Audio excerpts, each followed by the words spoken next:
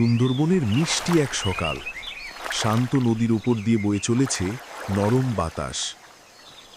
কিন্তু মতালেব চাচার মনে আজ আনন্দ নেই। তার কষ্টের জমানো সব মধু চুরি হয়ে গেছে। চাচার কষ্ট দেখে এগিয়ে এলো তিন বন্ধু। তারা হলো সাহসী সুন্দর, জ্ঞানী পণ্ডিত ও চঞ্চলা। পণ্ডিত তার জ্ঞানী চোখে সব কিছু দেখতে লাগল। নৌকার ওপর সে অদ্ভুত কিছু পায়ের ছাপ খুঁজে পেল। সুন্দর তার নাকে গন্ধ শুকে নিল। চোরের পথ খুঁজে পেয়ে সে দৌড় দিল বনের দিকে।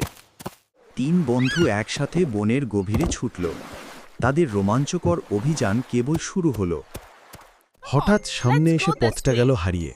চঞ্চলা ভরসা দিয়ে একটি গোপন জলপথ দেখাল।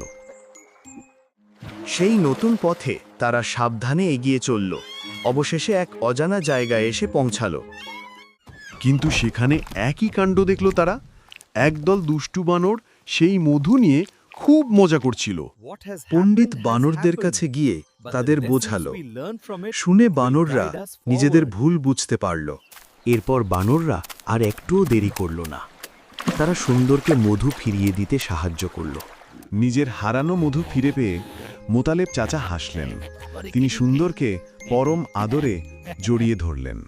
গল্পের শেষে সবাই একসাথে হলো, কারণ ভাগ করে খাওয়ার মধ্যেই যে আসল আনন্দ থাকে।